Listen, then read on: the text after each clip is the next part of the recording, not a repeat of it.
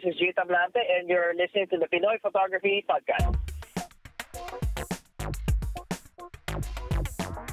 Magandang gabi, kayo'y nakikinig sa Pinoy Photography Podcast at para sa latest episode natin ngayong gabi, makakasama natin si Mr. Jason Tablante. Simulan natin sa simula. Paano ba nagsimula yung creative photography mo? My original background naman kasi, I never really got into photography intentionally. Okay. Before kasi, believe it or not, IT ang background ko. Programmer ako dati. And then after programming, I got a lot more interested in design. So I started going into art direction, graphic design. So slowly, it's still IT related, but it became more and more visual. Until eventually, hilig ako sa photography in college because of the isang influence ng cousin ko sa akin. Yun, hawak na ako ng camera. Na ako naman naipon ko from mga sideline jobs na ginagawa ko ng college. Boom, ng camera. Afterwards nun, nag-apprentice sa isang photographer for 2 years. Isa yung professional photographer. So, ibig sabihin, pag hawak mo kagad ng camera, towards yung creation ng image kagad yung, hindi yung capturing a moment. Actually, ang naging training sa akin, nung nag-start pa lang ako, is talagang studio lighting. Kumbaga, natural light became secondary na lang. Kumbaga, dito ko na lang siya talaga natutunan. So, ang pinaka-training sa akin talaga was commercial and fashion agad. Shooting professionally kagad yung kumbaga doon kagad patungo. For a while, nag-events ako. Of course, like any other photographer, nag-start naman, kailangan mo gawin naman lahat, diba? So, nag-events photography din ako. But eventually, nung medyo dumadami na rin yung trabaho, nagkaroon ako ng choice ngayon whether mag-shoot, do I still continue shooting events or do I get into fashion and commercial through and through? Ganun na gagawin ko. And by that time, ano yung considerations mo? Kung bakit mo bibitawan yung events at papasukin tong fashion and commercial photography? To be frank with you about it, it's the bottom line. I mean, commercial campaigns pay higher. And dito sa mga commercial shoots, there is still some pang may konti ka pang control sa oras mo kasi it all depends naman on how well and how fast can you work. Sa mga events naman, you're at the mercy of the event itself. Kung mahaba yung event, no choice ka. You stay talaga from the beginning up until the end. So, may mga events na lumalag ka sa oras, so mahirap din matansya yung time mo. Lalo na kung madami kang tanggap for the day. Pero on the side, gumagawa ka pa rin ng personal projects mo?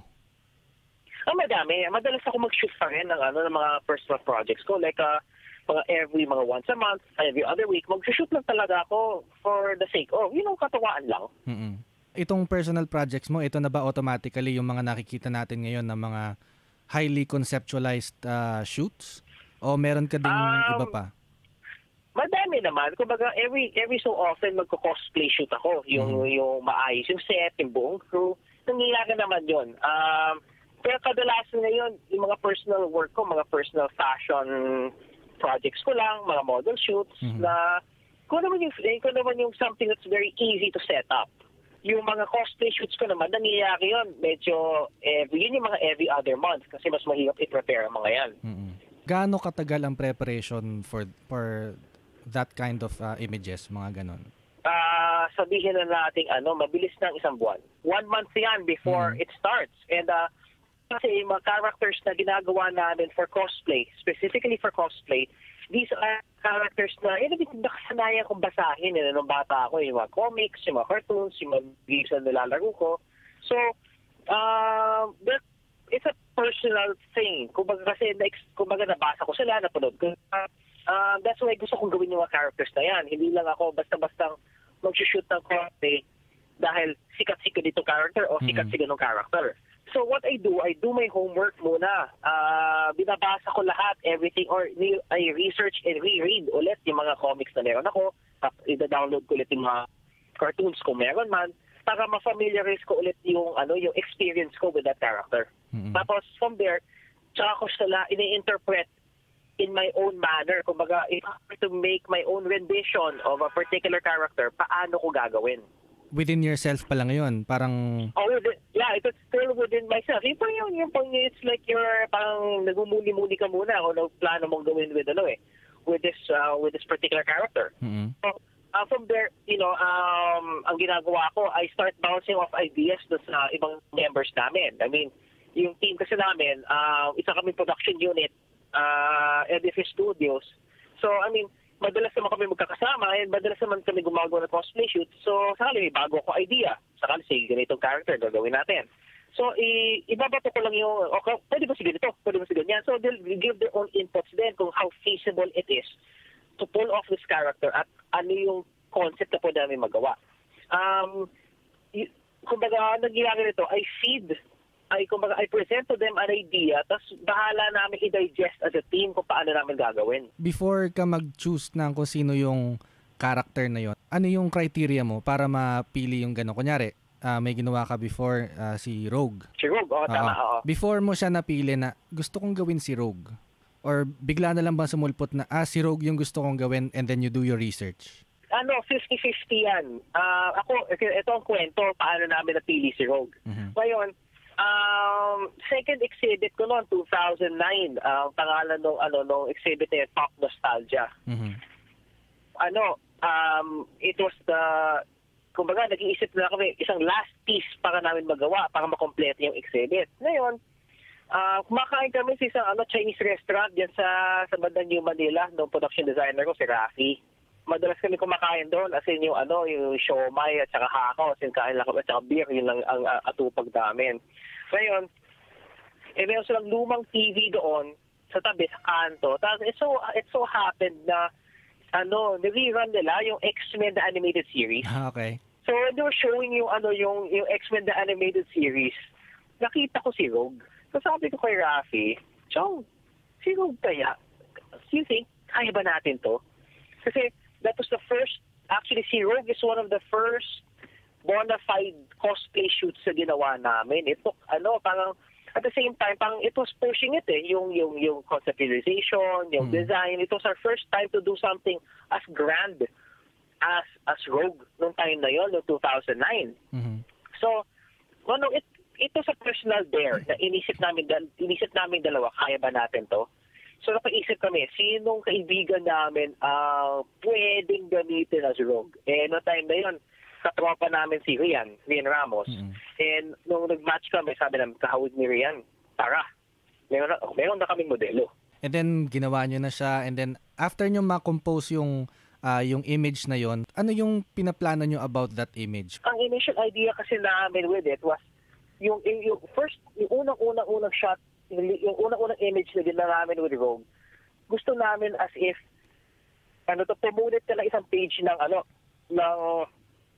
comic book at binasa mo. Mm-hmm. So, random page lang siya. It's a random page ng comic book.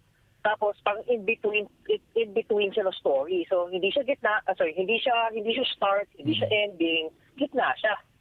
So, in between na siya ng action scenes or what have you na nangyayari. So, si Rogue kunyari, pumasok ng building, sinapak kunyari ng Sentinel, tapos gumanti siya. Parang ganun yung naging eksena. Tinutunan namin doon sa ganti. And that's it. You said a while ago na isa ito sa mga unang large scale na cosplay shoots ninyo. Inisip mo ba na umpisa pa lang to and then I would do more para in the end may exhibit ako of cosplay shoots, or you want to sell the image or something like that? We never really thought of really making it commercially because for one, I'd like to keep cosplay a passion project. Yes. The moment na may usapang pera na yan, I mean, the passion diminishes already. Besides, we do it already commercially, as you know, mga print ads, tsaka advertising work, nandoon na kami, same team yung naman din kami.